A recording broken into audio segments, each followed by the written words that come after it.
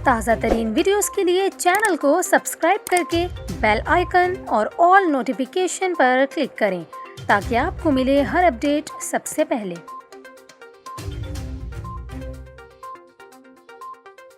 अभी आपको खबर दें, लाहौर हाई कोर्ट ने स्मोक के बायस हुकूमत को निजी दफातर में 50% स्टाफ के साथ काम करने का नोटिफिकेशन जारी करने की हदायत कर दी। लाहौर हाई कोर्ट के जस्टिस शाहिद करीम ने शराज दका एडवोकेट और दीगर की दरख्वास्तों पर समाअत की, जिस दौरान जुडिशल वाटर कमीशन ने अदालत में स्मोक एमरजेंसी प्लान पेश किया।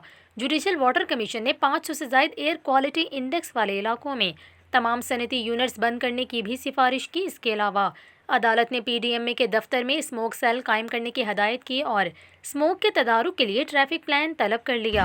अदालत ने एमरजेंसी कॉल लाइन कायम करने का भी हुक्म दे दिया, जिसके ज़रिए कोई भी शहरी ट्रैफिक जैम की शिकायत कर सकेगा। जबकि लाहौर हाई कोर्ट ने स्मोक के बायस हुकूमत को हदायत की है कि वो निजी दफातर में 50% स्टाफ के साथ काम का नोटिफिकेशन जारी करे। जबकि अदालत ने 400 से ज़ायद एयर क्वालिटी इंडेक्स वाले इलाकों में स्कूल बंद करने की तजवीज़ रद्द कर दी।